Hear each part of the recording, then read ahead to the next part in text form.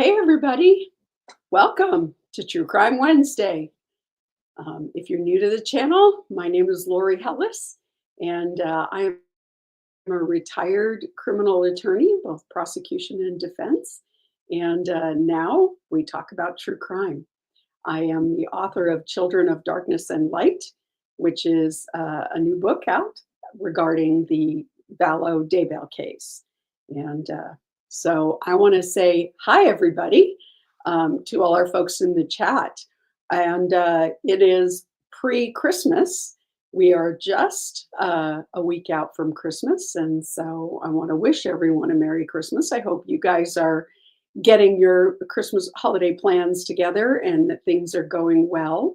I'm really excited because for the first time in about 3 years, my whole family is going to be at my house. So we have a lot going on for the next week and a half or 2 weeks. And one thing I did want to mention for anybody is as we're letting folks catch up with us. One thing I did want to mention is that there will not be any lives over the holiday because you all are busy and so am I.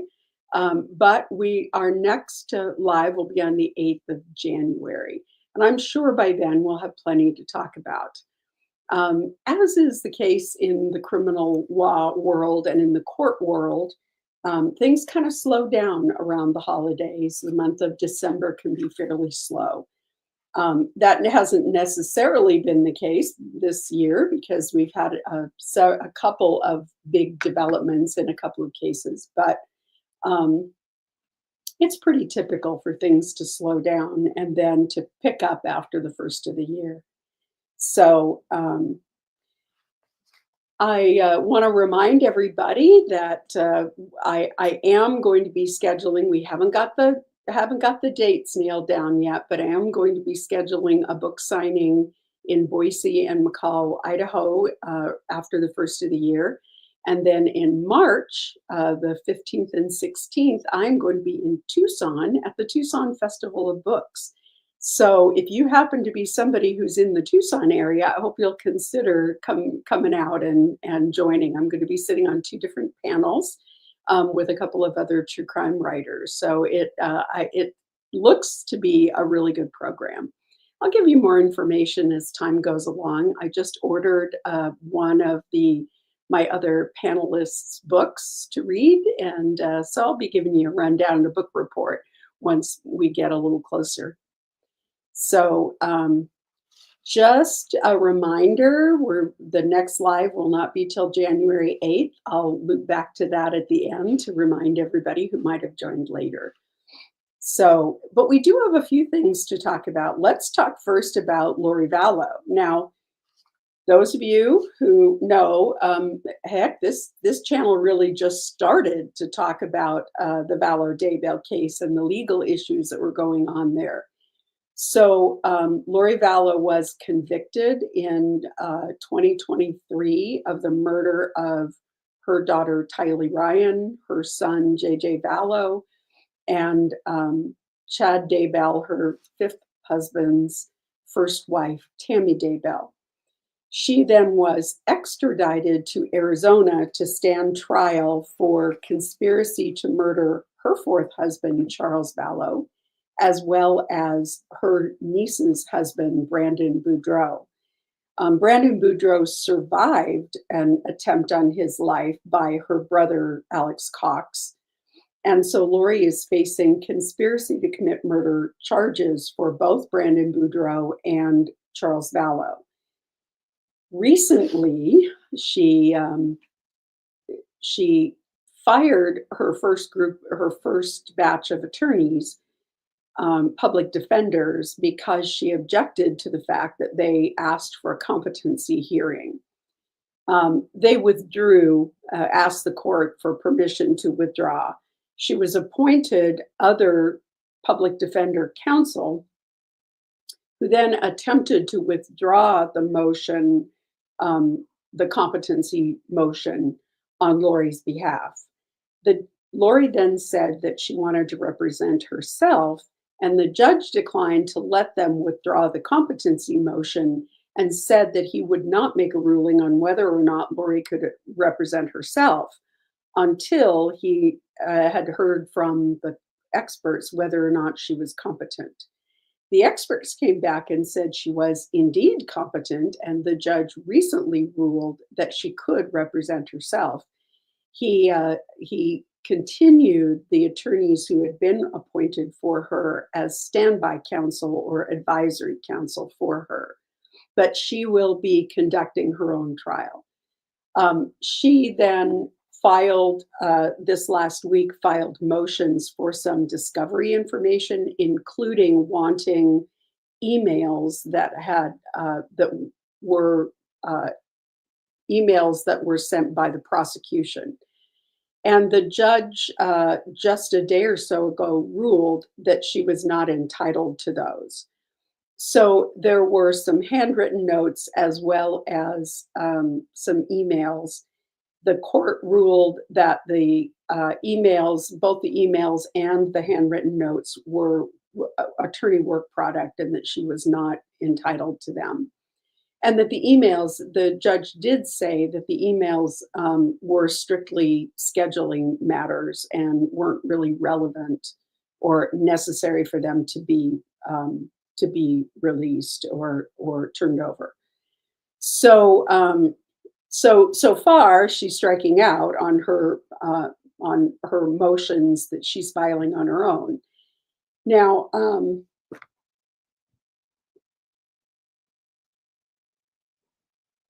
one thing that I thought was interesting in the last hearing was the judge asked her whether or not she was under the influence of any medications. She said she was not. And she told the judge that she was not actually was not taking any medications, which tells me that she has not been taking any mental health or psychotropic medications since her trial. Now, during her Idaho trial, the judge did order that she was to take psychotropic medications and did authorize her to be forcefully medicated if necessary. So, but it's evident from her recent testimony that she is not any longer taking any sort of mental health medications. And as we've talked before, now I'm not a mental health professional, but I did a bit of study on this when I was writing the book. As we have talked about before, the diagnosis of delusional disorder, and specifically for Lori, religious delusional disorder, is what's known as a partial diagnosis, because a person can be functional in the world. And this is one of the reasons why a lot of people suspected that Lori was faking or that she was malingering, because a person can be functional in their lives. They can get the kids to school and put gas in the car and fix dinner and go grocery shopping and all the things that you do in the course of a normal day, and yet still firmly believe in the delusional part of your life. In Lori's case, the religious delusions. So it is not surprising that she would be ruled competent. She is fully oriented to place and time. She knows who people are. She understands the roles of the judge and the prosecutor. She understands the criminal system. In fact, she reported to the judge that she has participated in not only 2 criminal trials, but also in family court, and that she felt fully competent to represent herself. So, of course, it is going to be worth the price of admission once she really gets to trial. One of the most difficult things is going to be for her to navigate the rules of evidence. It's clear that she very likely wants to get into the issue of what really happened to her children. Um, that is not going to come out in Charles Vallow's trial because the children were still alive and Tammy Daybell was still alive at the time that Charles Vallow died. So the judge is not going to allow her to go into any of that information because it's not relevant to Charles Vallow's trial. It could be slightly different for Brandon Boudreau's trial. Now, my understanding is that Brandon's trial is actually going to go first because it was the first case that was filed. They are filed under two separate case numbers, and it appears that they're going to be tried as two separate trials. Brandon Boudreau's the indictment in Brandon Boudreau's case was filed quite a long time before, almost a year before Charles Vallow's case was filed. The reason for that was that some of that information was sealed because it was involved in the grand jury and the investigation having to do with the murders in Idaho. So the prosecution in Idaho and the prosecution in Arizona were working in tandem to make sure that they were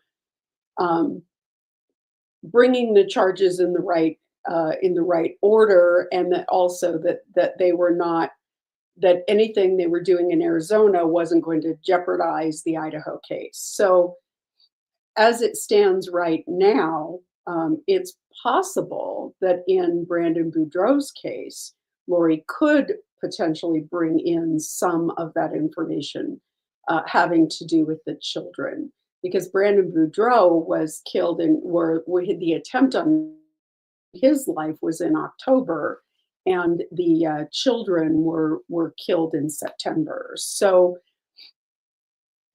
she's still going to have to get over the hurdle of how what happened to the children is in any way relevant to the attempt on Brandon's life.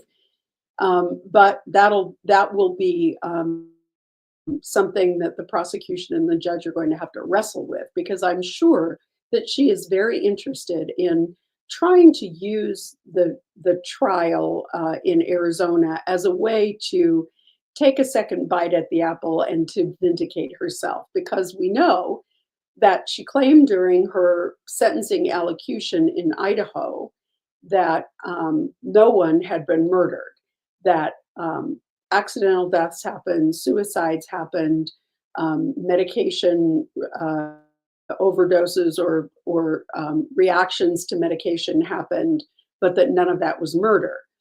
Later, we heard that she had a telephone call with her son Colby, who who recorded the call and played it on his YouTube channel, where she told him that what happened was that Tylee killed JJ, probably accidentally, and then unalived herself.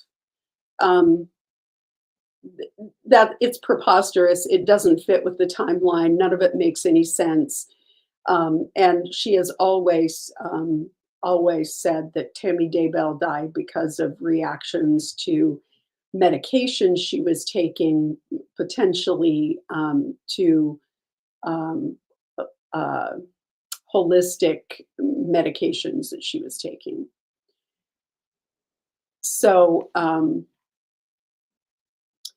so it'll be interesting to see how she navigates the rules of evidence. I don't think that much of that's going to come in at all, but I think she's going to try very hard to get it in, because I think she feels like this trial is going to be her opportunity to get that out in a way that she didn't have because she didn't testify at her first trial. And it was very clear that none of her lawyers were willing to make those arguments with the evidence that they had at hand, because they have a responsibility of honesty to the tribunal and a responsibility not to suborn perjury. So, so we will see. The first trial will take place on the 31st of March of next year. And so we'll see. I'm going to be in Tucson in mid-March, and we'll see if there are any interesting pretrial things going on or any other things going on that I might pop up to Phoenix and look in on. So the next thing I wanted to talk about is Karen Reed. There, there are a few developments happening in the Karen Reed case. First of all, there is an ongoing Daubert hearing. We've talked at length about Daubert, and if you really want a breakdown on Daubert and what it all means, Daubert is an evidentiary hearing having to do with experts and expert testimony, and specifically scientific evidence. So if you really want to deep dive into Daubert, there is an article on the website in the newsletter archives on junk science and Daubert hearings. So, however, a Daubert hearing really is to look at whether or not scientific, specifically scientific information is admissible because it has a level of reliability. So, in order for an expert to come and say, I'm going to present this as scientific information, whether it's DNA, whether it's ballistics, whether it's blood spatter, whether it's any of the other scientific or pseudo-scientific evidentiary investigations or types of investigation. The judge, the court has to, if one side or the other raises a question about the reliability of that particular kind of evidence, the scientific reliability, then the judge has to hold a hearing into whether or not the methods that this person is using are scientific, whether or not they're generally accepted within the academic community or the scientific community. And so different states handle things differently, but Daubert is the federal statute that sort of sets the floor for what has to happen in order for that sort of evidence to be admitted. So the issue was that back in the initial Karen Reed trial, very shortly before trial, a woman who was a scientific expert, had the case was brought to her attention, and it had to do with dog bites, because the defense theory is that some of the injuries on John O'Keefe's body were caused by the dog, the homeowner's dog at the home where he was.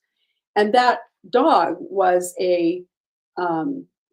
was a police dog, a German Shepherd police dog that had washed out of training, that was an adopted family dog, but it had washed out of police training for one reason or another.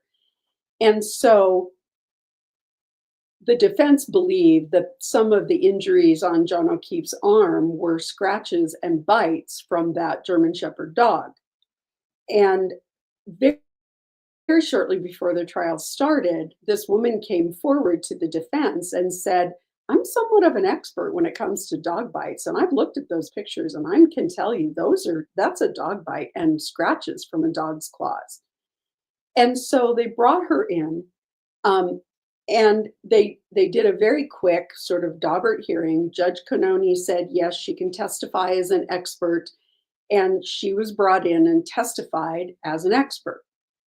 So this time, now that the retrial is happening, the prosecution, and they brought in a new person onto the prosecution team, a new special prosecutor, with a lot more experience, a lot more savvy than Lally. Um, and he promptly filed a motion to exclude this woman's testimony, challenging it under Daubert. So Judge Cannone, now the defense argued, and with some support, and probably rightfully so, that Judge Cannone had already made a determination that this woman's testimony could come in and that she was qualified as an expert. Nonetheless, Judge Cannone agreed to rehear the issue of Daubert as it applies to this dog bite expert.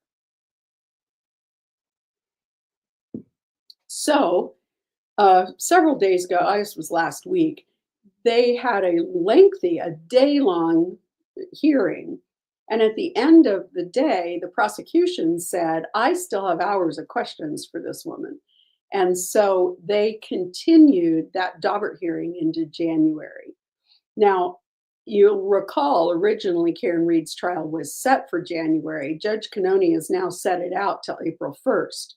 It could slip even later. I mean, looking at the amount of information that they're still waiting for, they wanted to completely reanalyze all of Karen Reed's car's infotainment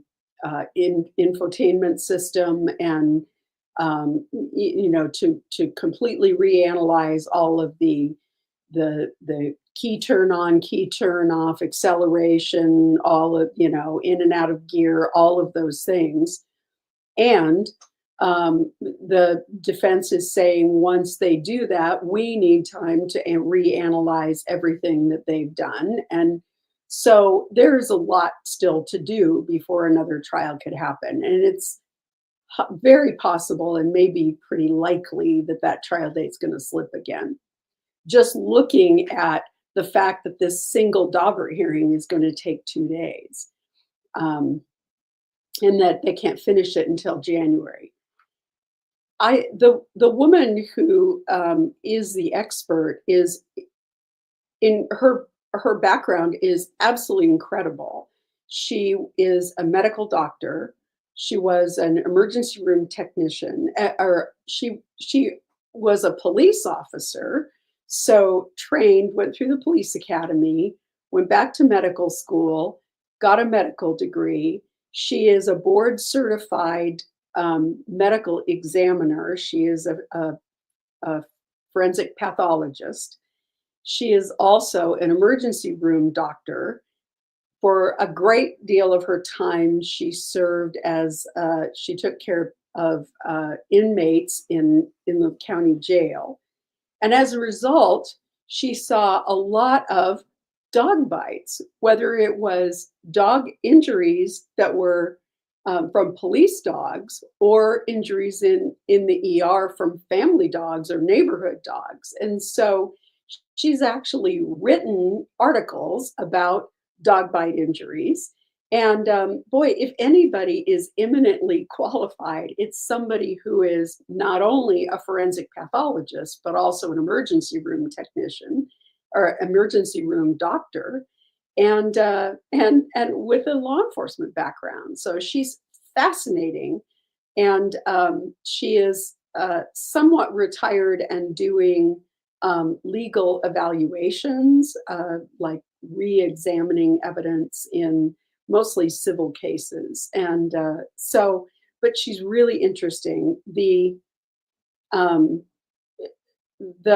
hearing went on for quite a while, but it was really interesting and fun to listen to. She's fascinating. And she has said, without a doubt, and she was even more firm on her opinion in the Daubert hearing, that she absolutely believes that John O'Keefe's injuries to his arm were caused by a dog, a large dog, and potentially by a dog that had been trained as a police dog. And like I say, she had the ability to evaluate both bites by trained police dogs who are trained in certain behaviors, like not letting go, as opposed to uh, a civilian dog, and so it was really interesting. I think that the remaining of the rest of the hearing is also going to be interesting.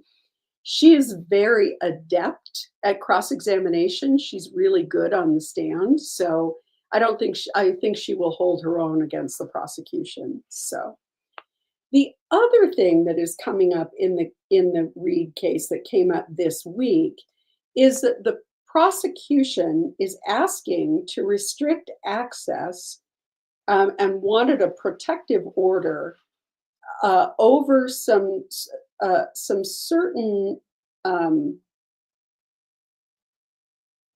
some certain information that was turned over to the defense about an unrelated case. So nobody will say which case this is, but it does kind of make you go, because there are a couple possibilities. Let's remember that Michael Proctor, who is the very much maligned and uh, discredited state trooper, who was the lead investigator in Karen Reed's case, was also the lead investigator on the Brian Walsh case. The Anna Walsh was his wife.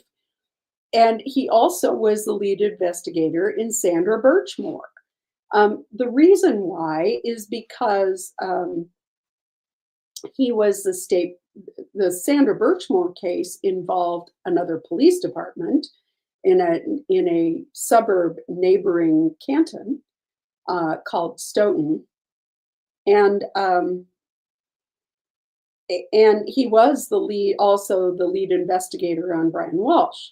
So you've got to wonder whether whether what the defense is looking for is more information to discredit him on the other cases where he was the lead investigator. The other possibility is that it could be um, Turtle Boy. Now, I haven't really gotten into that, and I don't really intend to. But this guy is a content creator, and he claims to be an investigative reporter. He very early on got on the Karen Reed is not guilty bandwagon, and that really meant that he ran afoul of the the witnesses, the law enforcement witnesses, the McCabe's and all the Higgins and all those folks, who were John O'Keefe's friends and were the owners of the home where he died. Um, and he ran afoul of all those folks.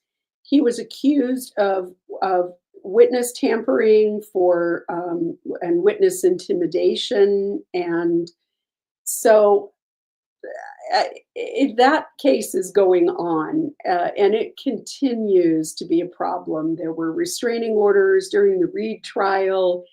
At some points, he had to leave the courtroom because he couldn't be in the courtroom while some witnesses were there. And I mean, it's like a three-ring circus, and it's something that I just have not gotten involved in, gotten really followed. There are several cases right now having to do with content creators who have made themselves part of the story. And that is very clearly what this is. But it does make you wonder, because of the suggestions of witness intimidation and of these people trying to influence witnesses or intimidate witnesses before their testimony, if that could be part of it as well. We don't know. So all we can do is speculate about it. But there is a lot stirring around the Reed case, and a lot of it having to do with some major league, upper level corruption within Massachusetts, within the state police and within the local governments around the area. So that one will be good to continue to follow. And of course, as developments happen, I will absolutely be continuing to follow Sandra Birchmore and Anna Walsh. Neither one of those have any upcoming trial dates at this point. So the next thing is, a lot of you asked about James Craig. James Craig is from Colorado. He was a dentist, and he is accused of poisoning his wife using cyanide as well as the chemical that's in Visine eye drops. And recently, his trial had to be delayed, and his defense team withdrew.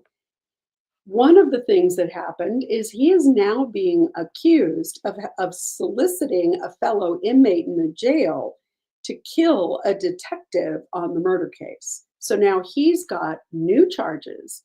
He has new lawyers, and there is a preliminary hearing set for the 14th of February. No new trial date has been set yet, but he has continued to sort of shoot himself in the foot all the way along. Now he is being, and you have to wonder whether his lawyers withdrew because they found out that he was doing these things and they were not in a position to cover that up or to suborn perjury on his behalf. So it's kind of interesting. There I go, saying interesting again. My husband says I say that word too much, but it is interesting. I guess I find it fascinating that here's this person who ostensibly is a successful professional. He's become a dentist. He has a dental practice. He is able to function in the world and has no prior criminal record. And suddenly he is responsible for murder. And now he's also accused of having tried to arrange the murder of a detective. I mean, you have to wonder it's kind of like Lori Vallow. How do you go along until you're almost 50 years old, living a squeaky clean life, and then suddenly you resort to this life of crime? It's like a switch flips. So I guess it's something to think about and maybe something you guys might want to chat about. What makes somebody suddenly flip and do something so that from all outward appearances appears to be so out of character? Now, we know that fundamentally it probably isn't out of character, but from all outward appearances, it seems to be out of character. So that's something you may want to put some questions or some comments in the chat about. The next thing is Long Island serial killer Rex Heuermann. He was indicted this week in a seventh case in the death of Valerie Mack.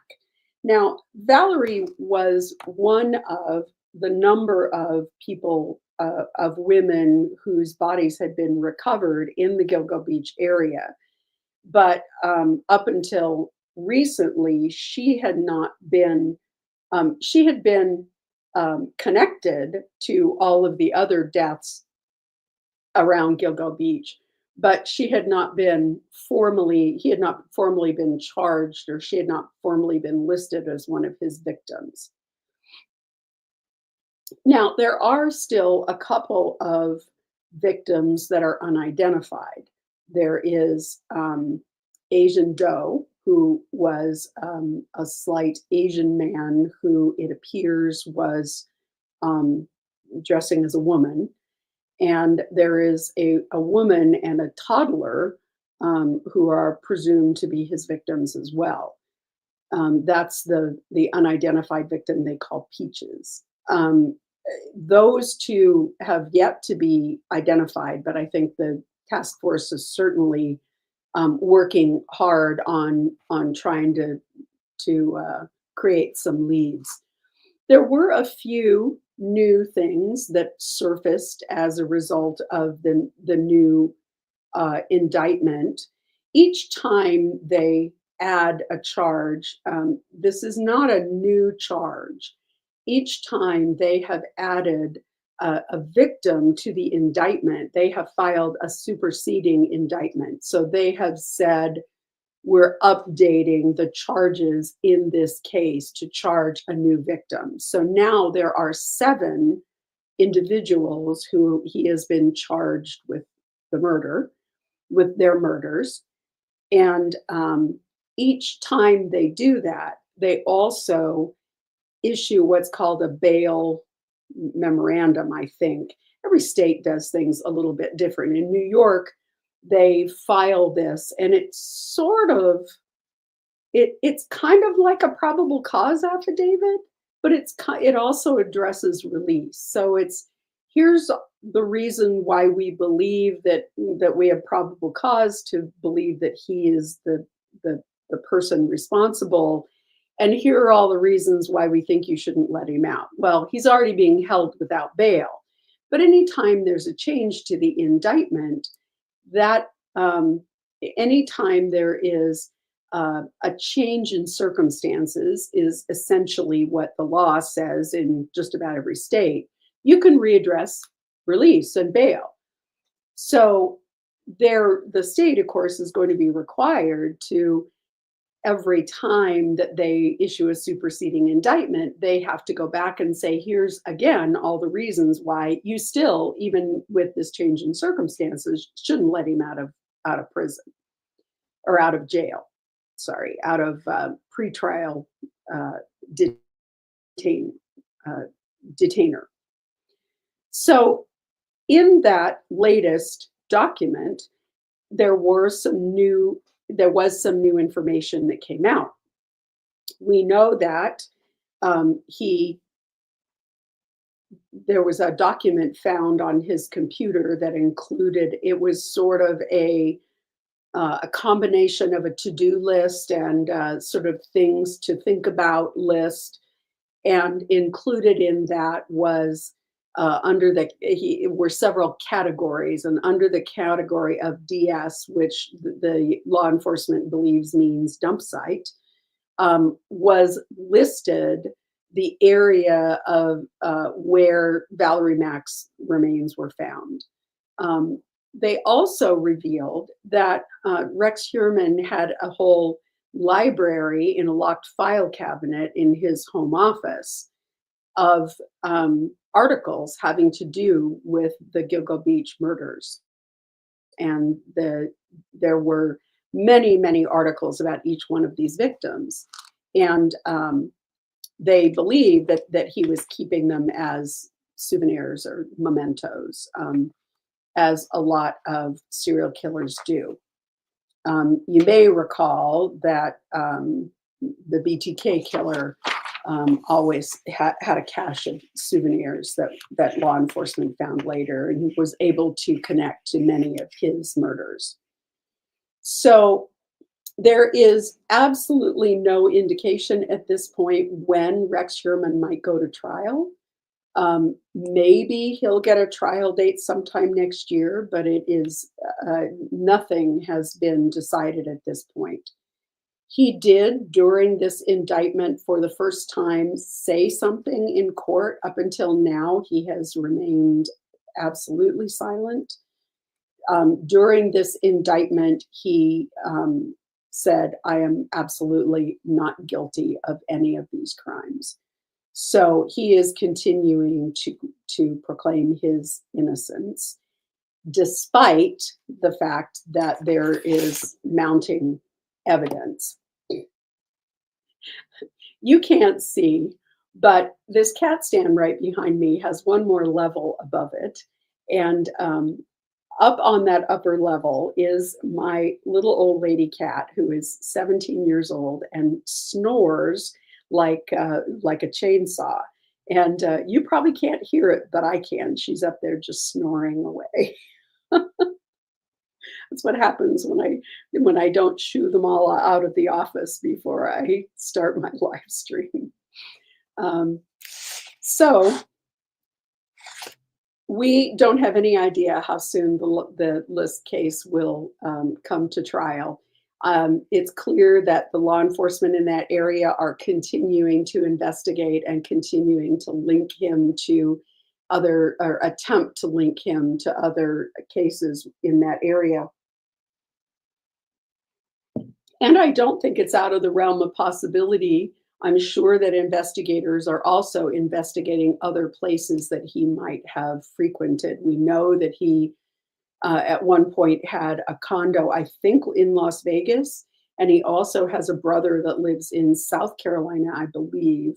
I'm pulling this out of my memory, so it could be a little fuzzy since it's been a while since we've talked about this case. But his brother, he owned, co-owned property, or he owned property in South Carolina that his brother lived on, and so I'm certain that officials are still doing a lot of deep investigation. One of the things that the defense is complaining about are the DNA. The one of the links to Valerie Mack is a hair that was found inside the black plastic bag that her body was inside of. And it was linked to Rex Heuermann's daughter, Victoria. At the time, Victoria was 3 or 4 years old. The defense has been quick to try and discredit the DNA information. Now, we talked about this a lot during the Vallow Daybell trial because there was a hair found within the duct tape that JJ Vallow was wrapped in. And what has happened is we've got some advances in technology. It used to be that the only way that you could actually test a hair for DNA was if there was a part of the follicle or some sort of skin tissue connected to the hair. That's no longer the case. There are a couple of labs that have now sort of made the technology proprietary that now can sequence DNA from a hair, the shaft of the hair, even if it doesn't have a follicle or any tissue attached to it.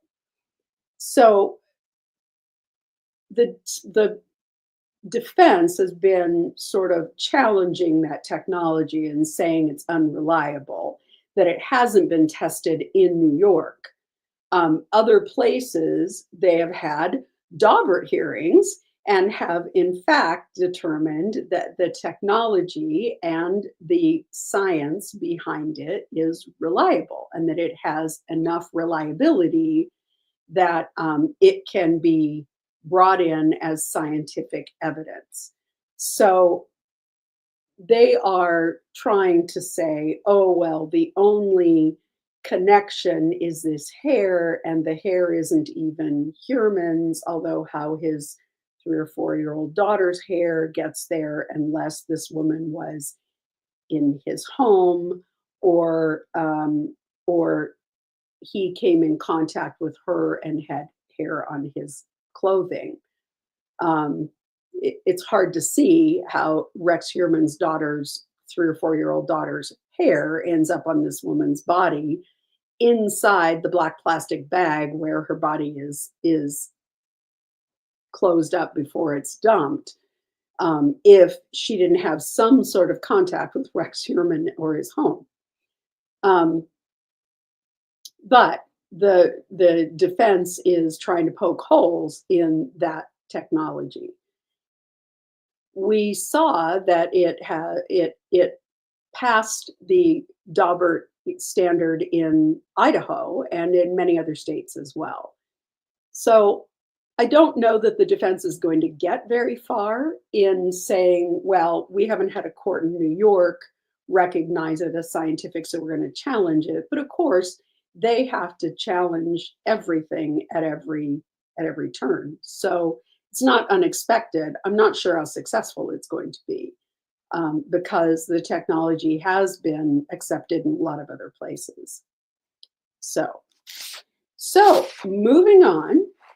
Um, we heard a lot this week about Sarah Boone. Even though Sarah Boone's case is over, she's been found guilty and sentenced to life in prison. We're still hearing about Sarah Boone. So here's what happened. During her sentencing, Sarah made a statement. Now, remember, she took the stand, so she testified. But during her sentencing, she made a statement. The statement was incredibly self serving. And she said in this statement, I edited out a lot of what I really wanted to say, um, probably on the advice of her attorneys. Nonetheless, what she said didn't help her very much. It was incredibly self serving. But following her sentencing, she was very upset with the outcome of the sentencing and then decided to send the unedited version out to the judge in the case.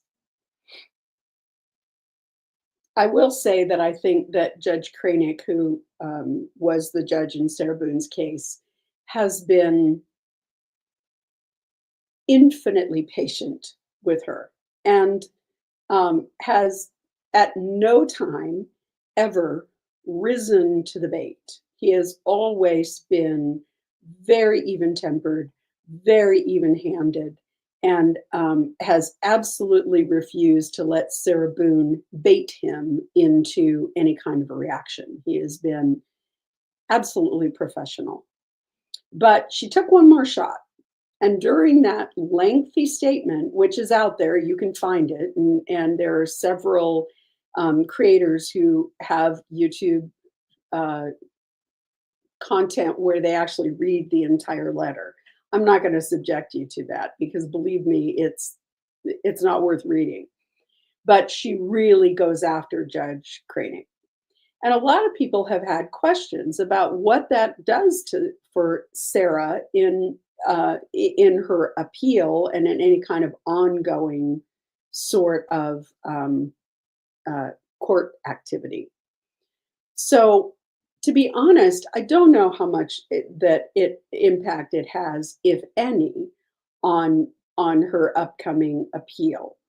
Appeals really are based on whether or not the underlying judge in the trial made an error.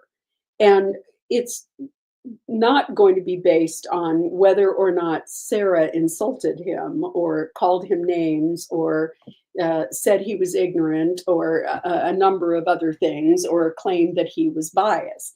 I don't think there's any indication that he was biased. So I don't know that there's really nothing that letter or any of that content can do to impact her appeal. The appellate court probably won't even hear it. If Sarah decides to represent herself on her appeal, which would be foolish, then maybe she files some of those things with the appellate court. But I don't believe that'll happen. First of all, appeals are very different than trials. And appellate attorneys don't usually have a great deal of contact with defendants, with people who have been convicted. Their job is really to comb through the trial and the transcript of the trial and the recordings of the trial to determine whether or not there was error in the trial that could get the case reversed and get Sarah a new trial. Now, where it could come back to bite her is, in fact, if she gets a new trial and it's in front of Judge Kranick. Now, like I say, I think Judge Kranick is eminently patient and professional. So I don't think that he in any way would use that, at least consciously, against Sarah Boone. But I'm certain that if she were to get a new trial, which I think is very unlikely, if she were to get a new trial, I don't think it would be unreasonable for Judge Kranig to say, "Hey, I'm going to disqualify myself because of all of this that happened post-trial." Um, but he could just as easily say, "No, I think I can be fair and preside over a second Sarah Boone trial." I don't believe that there is a basis for Sarah Boone to get a new trial. I think that would be um, uh, unlikely. So I don't see at this point that Sarah's continuing to lambaste the judge is going to have any lasting impact on her trial or her upcoming legal process. So, but I don't think that we've heard the last of Sarah Boone. They did today say that her trial court file was closed, which means it's likely that she can't file anything more into that file. So she will have to find another way to get her written missives out to the public. I'm certain that there are lots of people who correspond with Sarah who would be very happy to release anything to the public that she would like released. Um, and I think that is probably her attorney's worst nightmare going forward. Um, but like I say, I don't think that it's going to impact her appeal in any way. And I don't think her appellate attorneys are going to care much about whether or not she continues to correspond with the world. Um, it is always amazing to me how incredibly tone deaf people can be. There is no way that Sarah understands what a laughingstock she is and how absurd and ridiculous what she says in these letters is. Because she is a person who is incapable of any kind of personal insight. And I think that's really what sets many, many defendants apart from law-abiding citizens is their inability to self-reflect and to see their part in in their behavior and in their ongoing choices. So we did hear that today, actually, that Luigi Mangione, he is the person who is alleged to be responsible for gunning down Brian Thompson, who was the CEO of United Healthcare in New York City. And he is being held in Pennsylvania. He was discovered in Pennsylvania and arrested there. New York has filed charges, which is really what I want to talk about when it comes to his case. Um, and he so far has said that he is not going to waive extradition. That, however, may change because the I think it was the sheriff, but it may have been the DA in Pennsylvania, was saying he has a hearing coming up next week, I think midweek, maybe Tuesday. And it is possible that at that hearing he may waive extradition. Um, as we talked, extradition is sort of a funny thing. If you don't waive extradition, then what has to happen is because of the 14th Amendment and state sovereignty, one state can't just go to a different state and arrest somebody. You have to go through the state who has the person in custody. You have to go through their procedures. Every state's a little bit different, but typically what happens is the governor of the state, that is New York in this case, that is seeking to get the person back for prosecution, has to issue a governor's warrant directly to the governor of the possessing state, Pennsylvania. So the governor of New York has to send a governor's warrant to the governor of Pennsylvania, and the governor of Pennsylvania then has to institute what really amounts to an identity process. You have to have an identity hearing, and you have to confirm, you have to be sure that the person who is identified in Pennsylvania that New York is seeking is the person who they believe and have probable cause to believe is the person who committed the crime. So, um, in this case, I think it's likely that it'll be easy to prove identity. However, in some cases, if you have Bob Smith with a birth date, and there are many Bob Smiths in the world that have the same birth date, it then becomes necessary for the receiving state to send enough information to the state holding the defendant to prove that person's identity, that it actually is the person they're seeking. These days, with technology, particularly with DNA technology, it is less of a problem to do an identity hearing than it used to be, particularly if that person is of a common name, birth date, ethnicity. There's nothing really unusual about them. So the other thing is that the state of New York, now, again, every state is different in the way they write their murder statutes. But in New York, first-degree murder is reserved for some very rare kinds of crimes. In particular, murdering a law enforcement agent, law enforcement officer, and one of the ways that you get to first-degree murder is through terrorism.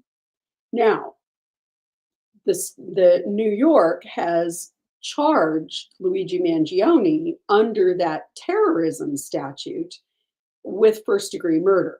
They've also charged him alternatively with second-degree murder, both second-degree intentional murder and a terroristic murder as a second degree.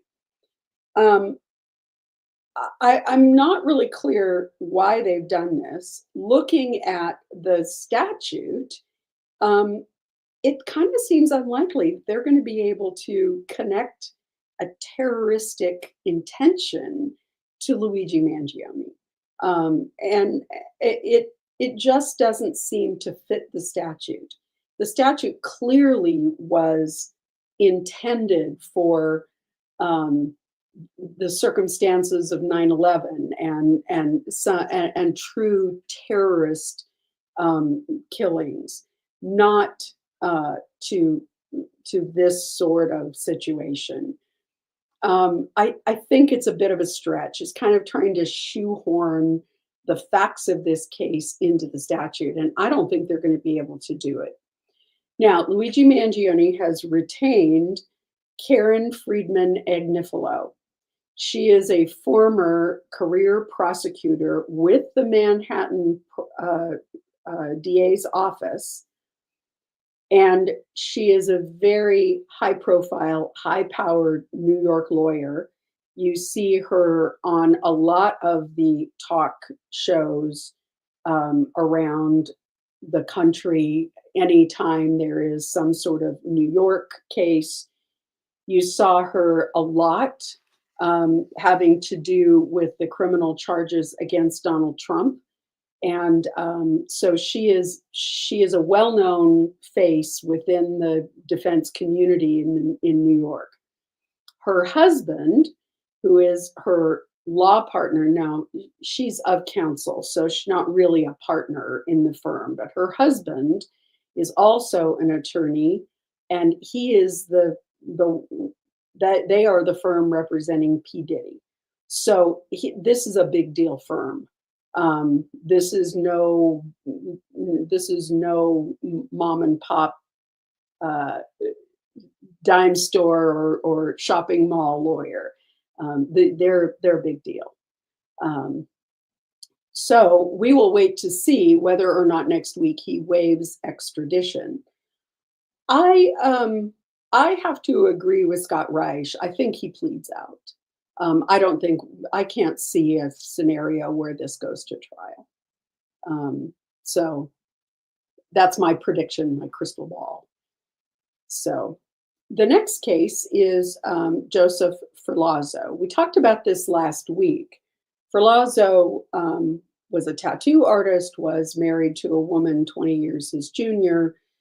They had been married about a year. They went on a anniversary trip to visit his family. They had rehabbed a bus and they were going to travel around the East Coast in the bus while he freelance tattooed. And he shot her in the bus and then later dismembered her body as in to make it more easier, I think, to dump. He was caught. Her remains were still in the bus. He was tried.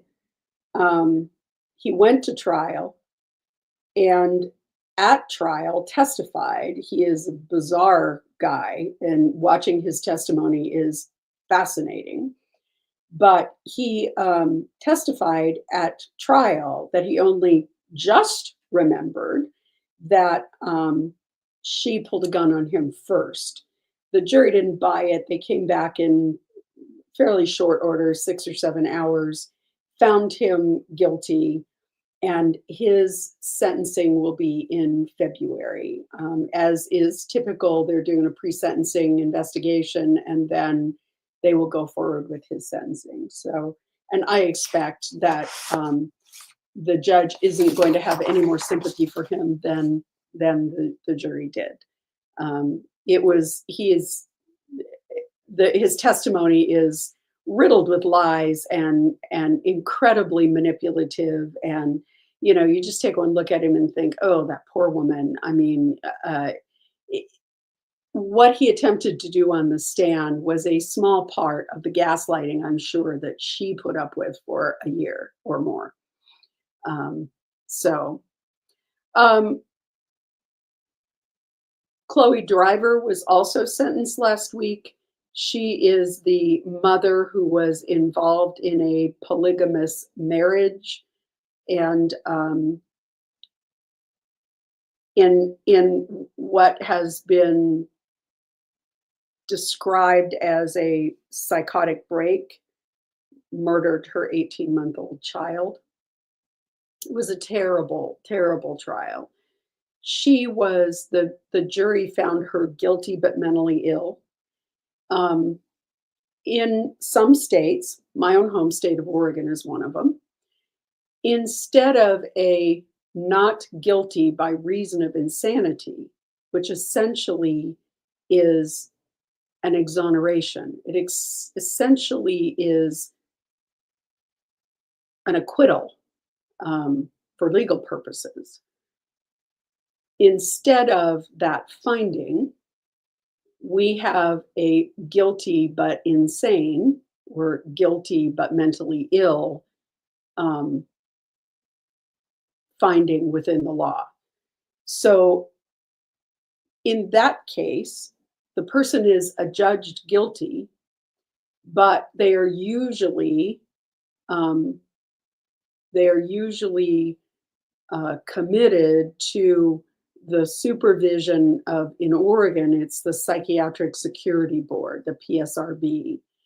And what happens then is that board determines whether that person goes into some sort of a secure treatment facility, or whether that person is deemed to be competent and then is sent to the Department of Corrections.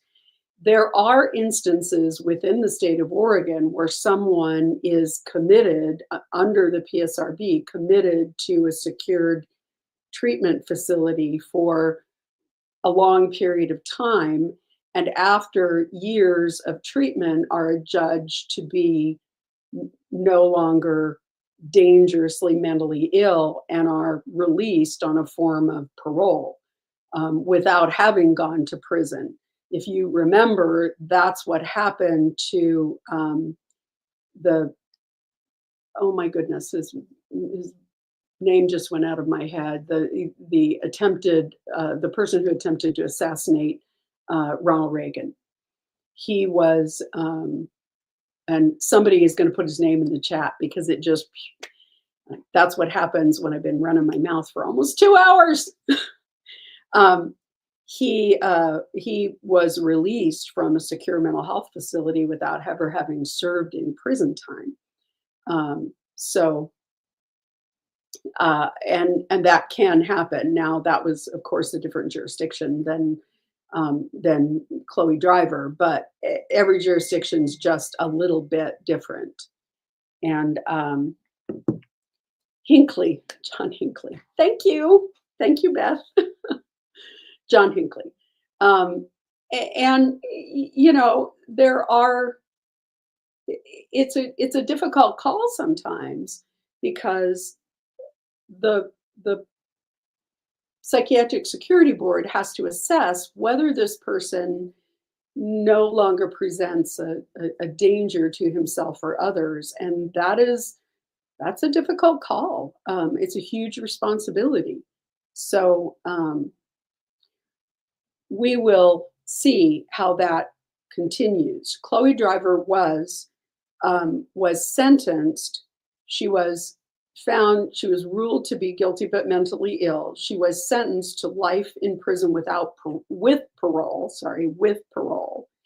She was given an additional 20-year sentence, but the judge made that concurrent with her sentence. So essentially, it doesn't add any time.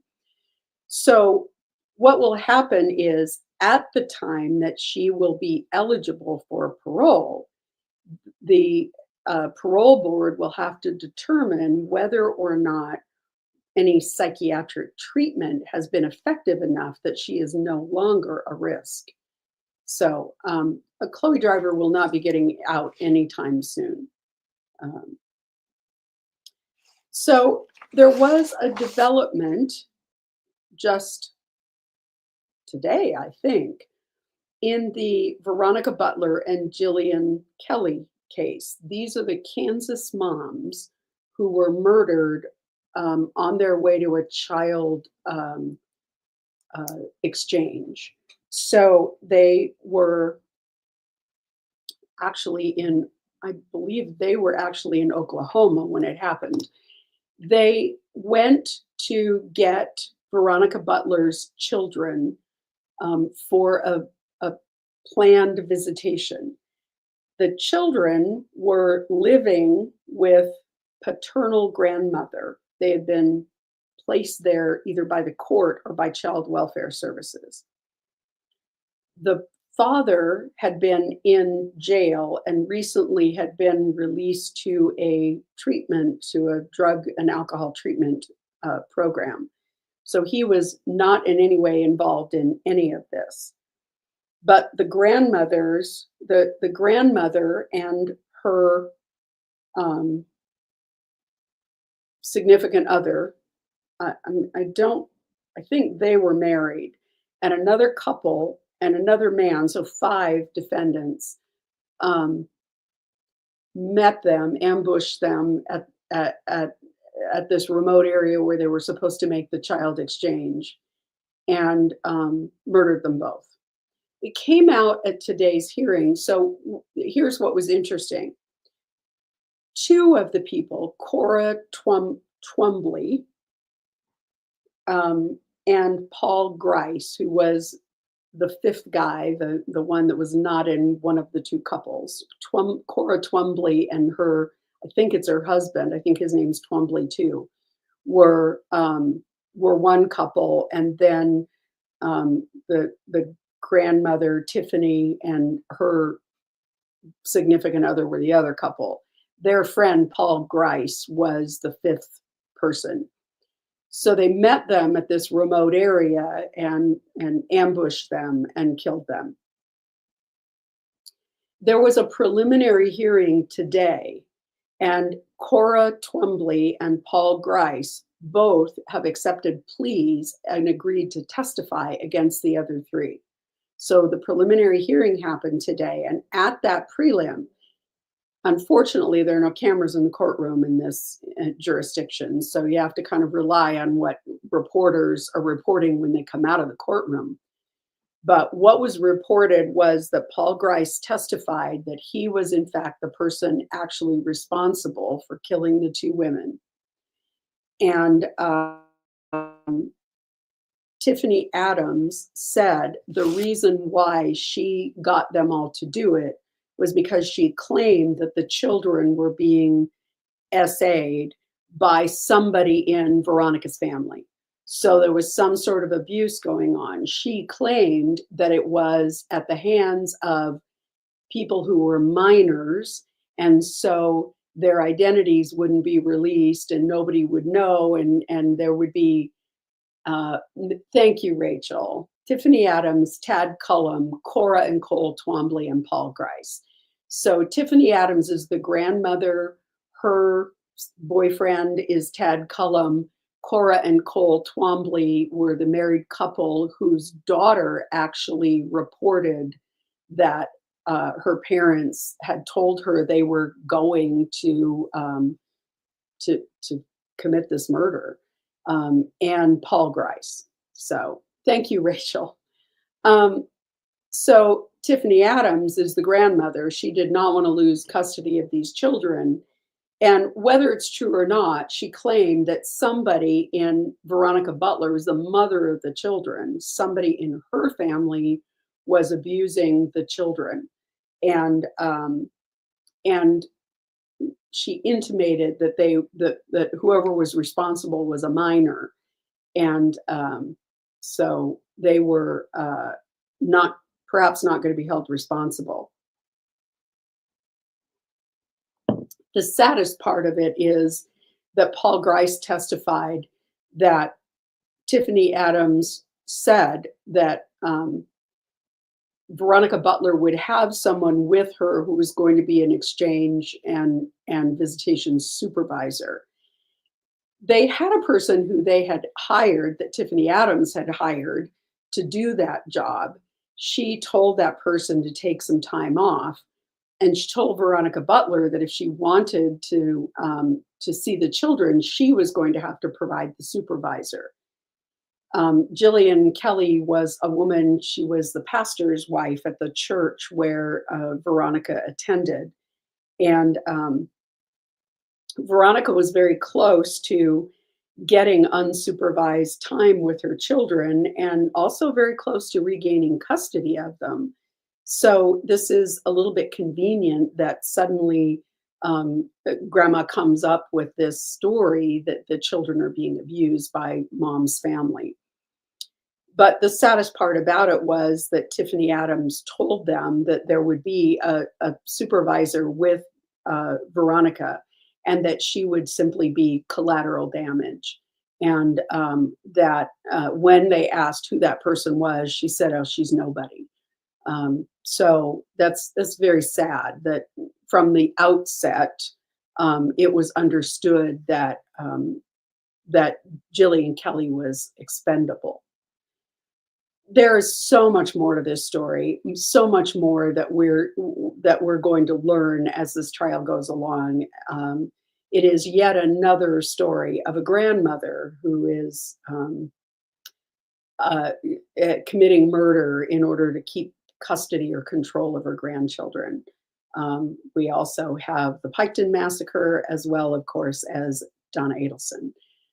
Donna Adelson does not have a new trial date yet. Donna Adelson is in Tallahassee, Florida. She is the grandmother who, along with her son, Charlie Adelson, set up a murder for hire to murder the father of her grandsons, law professor Dan Markell.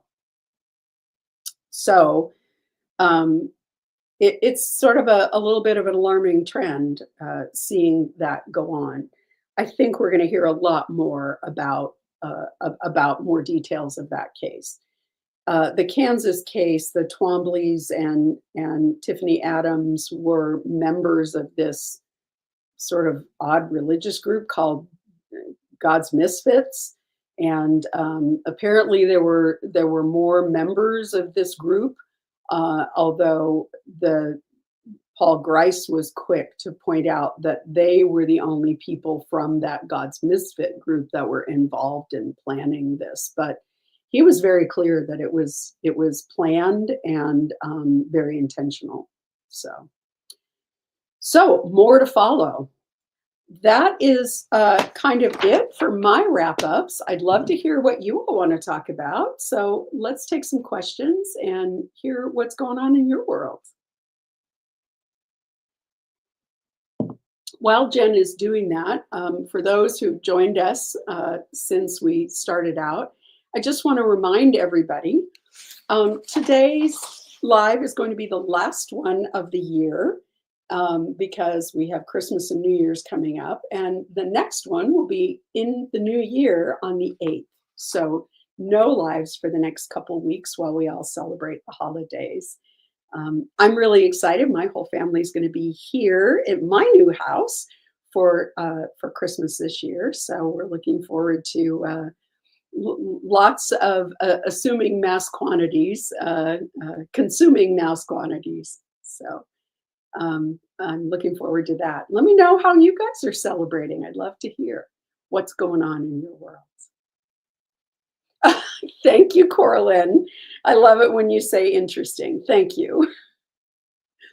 I don't know. It's a catchphrase, and my husband teases me about how often I say it. So, but I do find it interesting. I guess that's one of the things that that lawyers sort of have in common, and that's that they are kind of internally curious.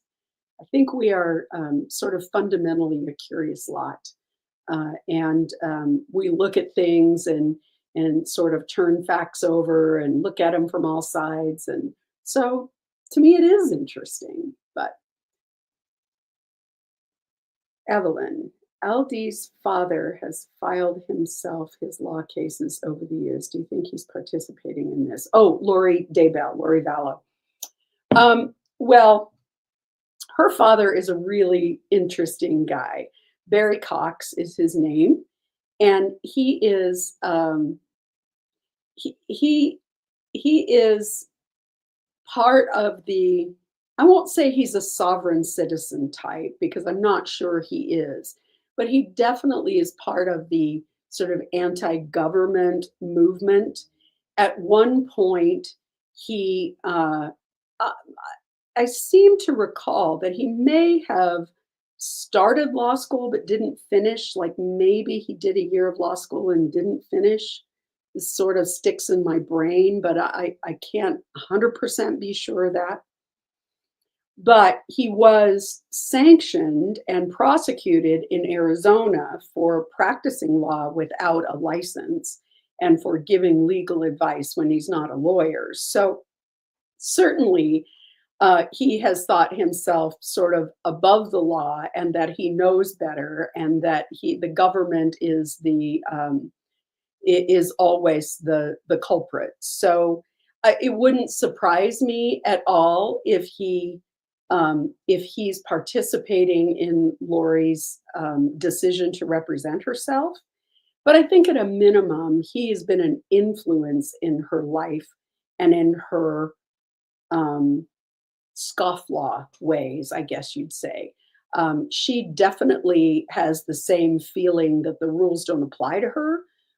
During the time when people were saying to her, why aren't you doing the sort of usual LDS things? Why are you not wearing your magic underwear? Why are you not? And she would just slap the table and say, doesn't count for me, because the rules didn't apply to her, because she was an exalted being. She was already, her ticket to heaven had already been punched. So she got that from somewhere.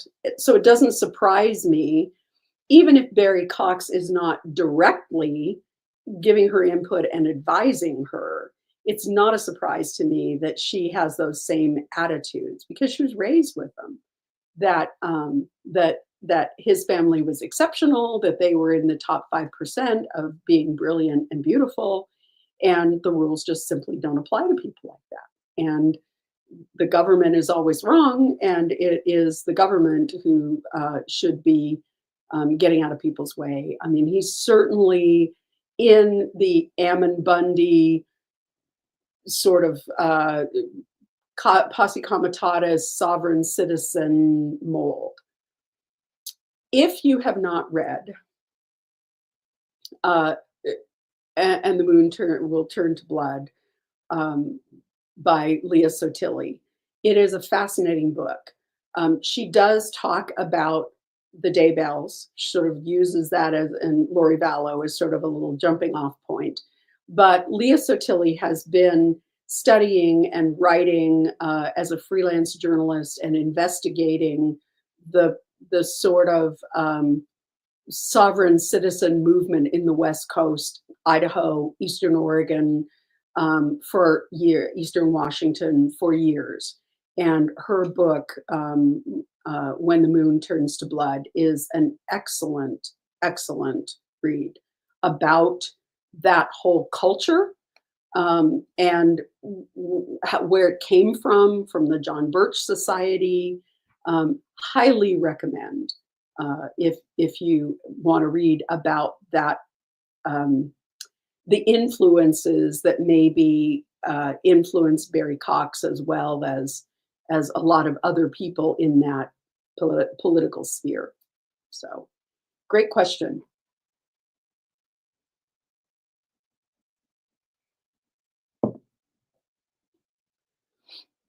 Amy. Hi, Amy. I wonder if she's going to try saying Tylee took the shot at Brandon since it was her vehicle. Well, she might, but I think that's going to be really tough because I think Brandon identified Alex. I think he ID'd him.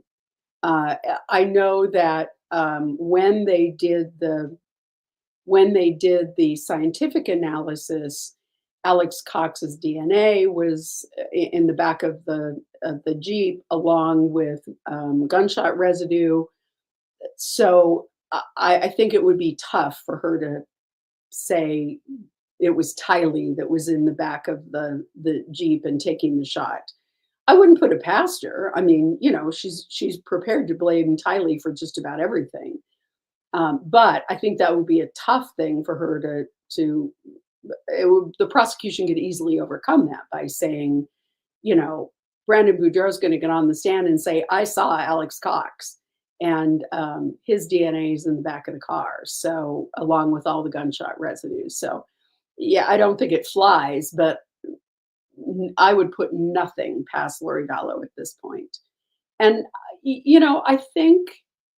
I think we are seeing this really interesting convergence of delusion and desperation. So Lori Vallow is making these claims certainly out of an absolute sense of desperation, coupled with her delusions. And I think that's what we're seeing. So eat the food, Tina. I love your moniker. Eat the food. Just, eat the food. Enjoy your life. Eat dessert first, I guess. In your personal and professional opinion, do you think the prosecution proved beyond a reasonable doubt Karen Read's guilt? I absolutely do not. I couldn't get there. I don't get it. It looks like my Wi-Fi feed is freezing up a little bit. Sorry about that. I absolutely don't. I don't believe that the prosecution proved her guilt. And I believe that that the defense raised so much reasonable doubt. It was absolutely unsurprising that the jury hung up on all of it. I'm more surprised that the jury didn't hang on all of the counts, frankly, because I think it was beyond understanding how a jury could convict someone based on the evidence that was presented at trial. The evidence was so flimsy, and the experts who testified were so unreliable. I mean, their accident reconstruction guy, he didn't know his bottom from a hot rock, and so that was crazy. I mean, he was literally taking numbers, plugging them into a canned program and reporting what it spit out. He had no ability to analyze that information, to understand it, to think critically about that information. There just was no way. I mean, and the defense had so many witnesses coming in and saying that it couldn't have happened that way. Not only, they weren't allowed to bring in the third party culprit, stuff that they would have liked to, but they didn't really have to because there were so many holes in the prosecution's case. Now, I think this new prosecutor that they brought in is frantically trying to plug those holes. He is really trying to he's got a lot more expertise in technology and in scientific stuff, and I think he is desperately and frantically trying to plug all those holes. But the defense is also out there continuing to draw to everyone's attention these glaring holes in the prosecution's case. So I don't believe they proved their case. I don't know whether they're going to be able to do it a second time. Typically, a second prosecution gets a conviction. It's just statistically, numerically, when there's a mistrial, the next prosecution gets a conviction. And I think that's unfortunate in this case. So it will be interesting to see the outcome.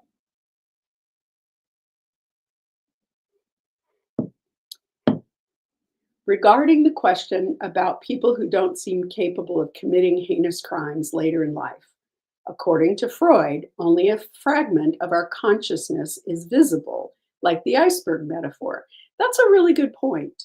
I think what we show to the public is only a very tiny part of who we are and our psychological makeup, both conscious and subconscious. And so I think you're absolutely right, Tina. I think Freud was right. Um, Freud had a lot of things that he may have been sort of messed up about, but I think in this case he was right.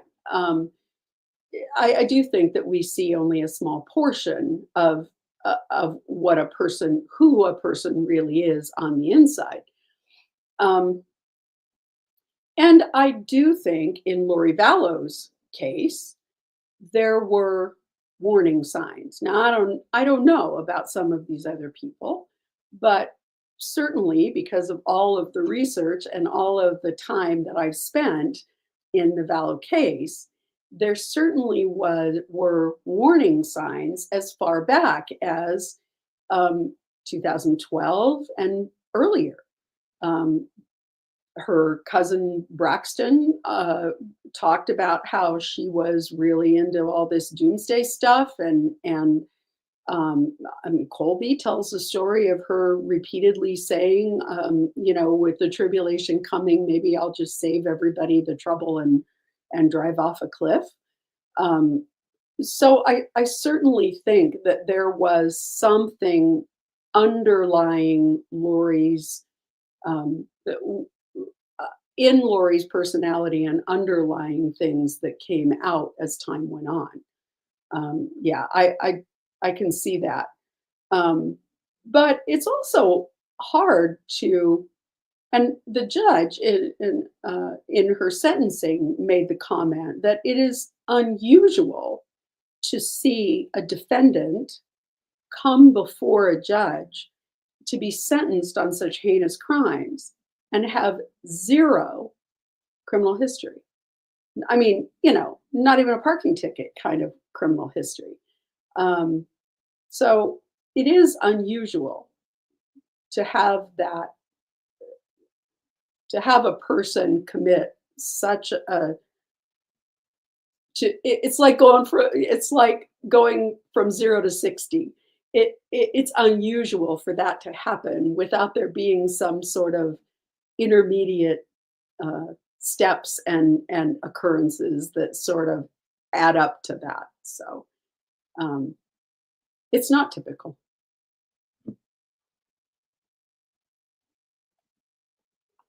My goodness, Tina, you is a busy today. Lori, what do you think about attorney John Ray accusing Rex Heuermann's wife and daughter of being involved in Lisk murders? I find his behavior to be reckless, irresponsible, and unkind. Oh, those are the nicest words I can think of, Tina. Thought his behavior was reprehensible, and I sincerely hope that the New York bar is taking a very long look at Mr. Ray. I think that his some of the things that he has done, I mean, holding a press conference to talk about Victoria Heuermann's social media accounts and the fact that she liked some strange and macabre artwork is horrible. Um, the police have been very clear that there has never been a connection between Victoria Heuermann and Rex Heuermann's crimes, and there has never been a connection between Asa, her last name just went uh, out of my head, Rex Heuermann's wife, and any of his crimes. There's no connection other than the fact that their hair was found on some of the victims. We've talked at length about how hair is so easily transferable. We shed hair all the time, and it's so readily transferable on your clothing, in your home.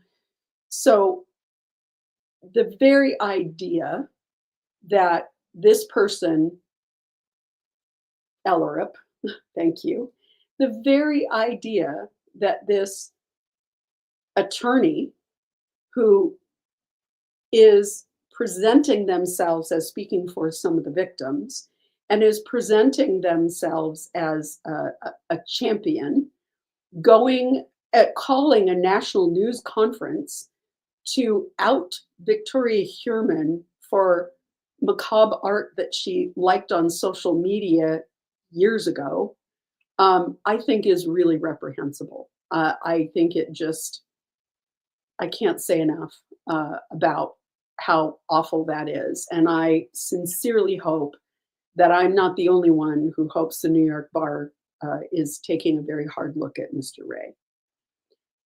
Because I just think that there's no excuse for that. There's no way that you can wrap your brain around a reason why someone would do that to people who appear to be innocent victims.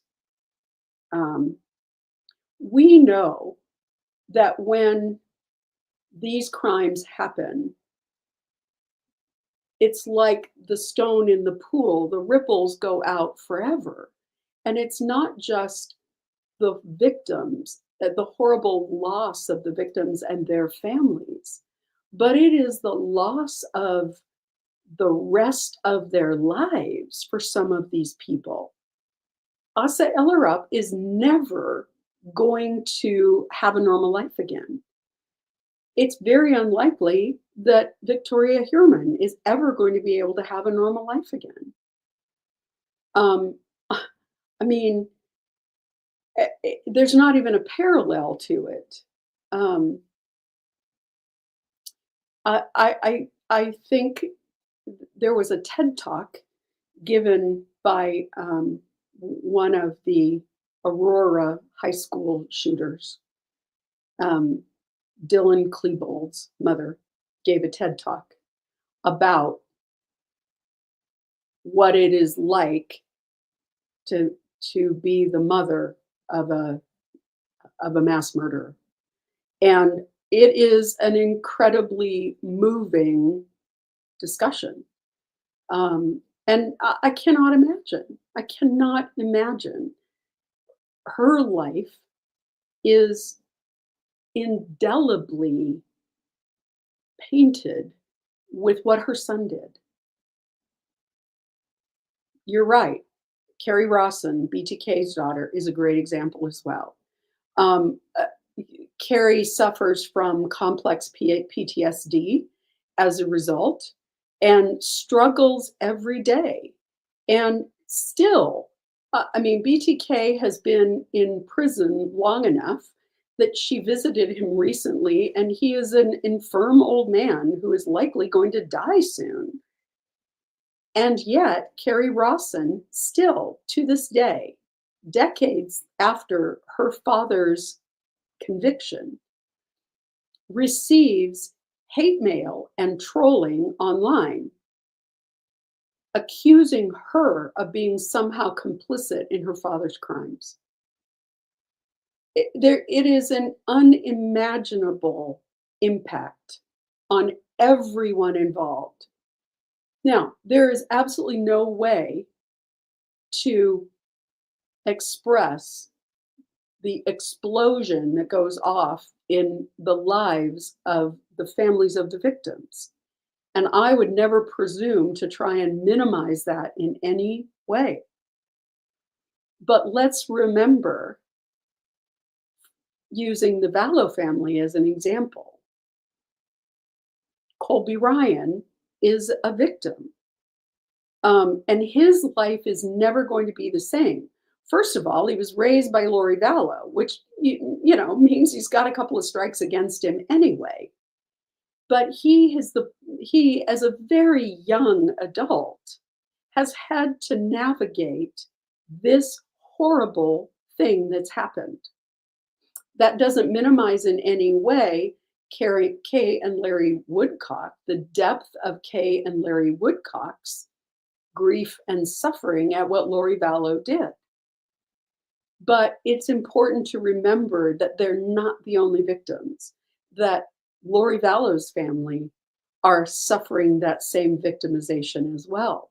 Summer Shiflett has had a very difficult time because she gets a lot of trolling and hate mail and you should have known and you could have. And I don't think there are never any winners, and nobody comes out unscathed of these kinds of horrible, heinous crimes. So I can be on my soapbox all night. I think certainly the public needs to leave those people alone. It needs not to troll Carrie Rawson. It needs not to bother Summer Shiflett. It needs not to blame Colby Ryan. And it needs certainly not to vilify Victoria Heuermann. Thanks for asking that question and allowing me to get on my soapbox.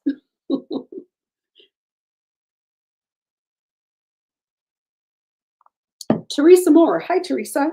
Why do you think Luigi won't go to trial? Well, first of all, I think the New York DA has vastly overcharged this case. New York doesn't have the death penalty, but they have completely overcharged it to try to get it into first-degree murder. And that's a function of the way their statutes are written. First-degree murder is reserved for a very few cases. And so most murders in New York are second degree. I know it sounds weird that most intentional murders are second degree, because in a lot of states, all intentional murder is first degree. Certainly that way in Oregon. But that's the way New York law is written. The reason I think Luigi won't go to trial, I think there's a tremendous amount of evidence against him. I think that Karen Friedman Agnifilo is going to approach this case as a mental health case, which I think it is.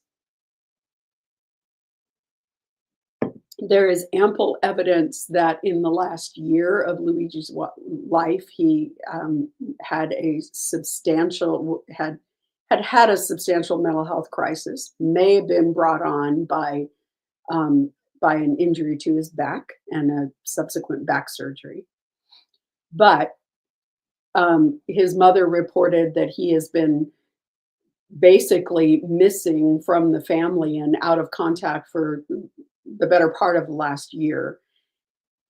And that in November, she had actually reported him as a missing person because she had been unable to locate him. So it's pretty clear from a lot of what we've seen from the written things, that from his outburst at his last hearing, that there is a substantial mental health issue happening for him, and I think that's where his attorney is going to go in terms of his in terms of the conversation she's going to have with the district attorney.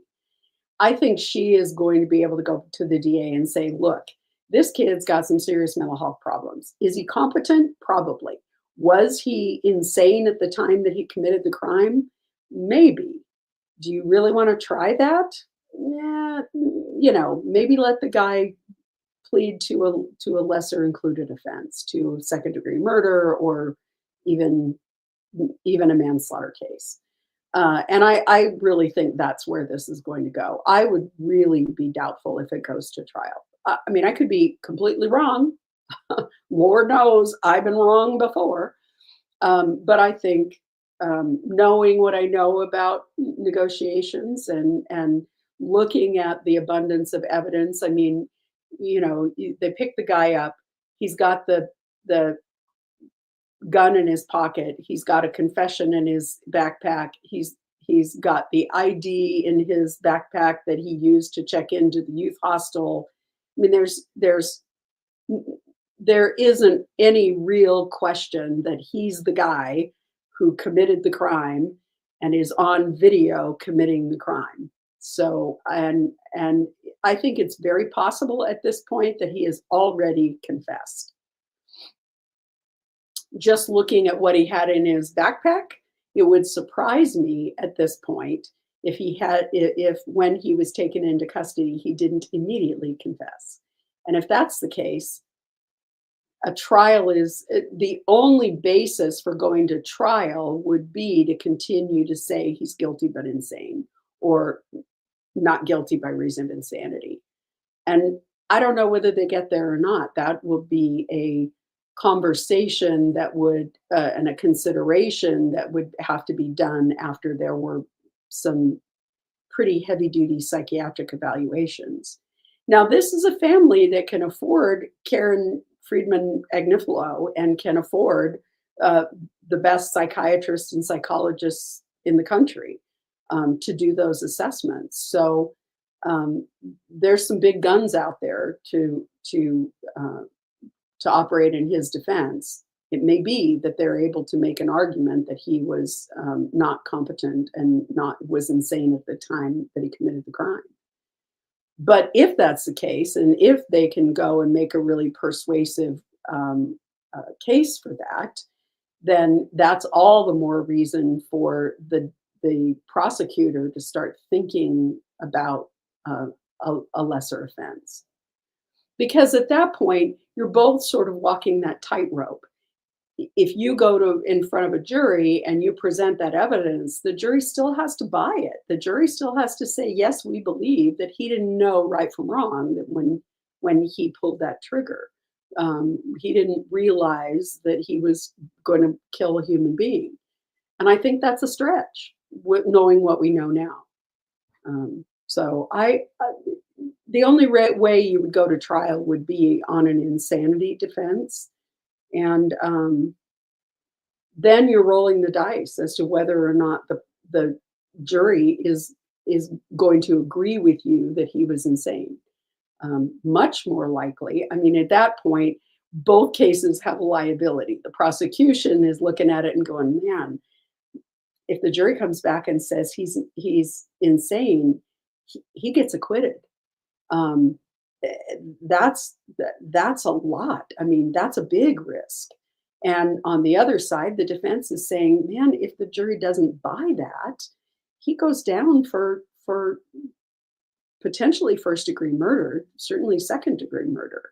If we can bargain it down to some sort of a manslaughter, then maybe he doesn't spend his entire life on Rikers Island, which is the notorious, horrible New York prison.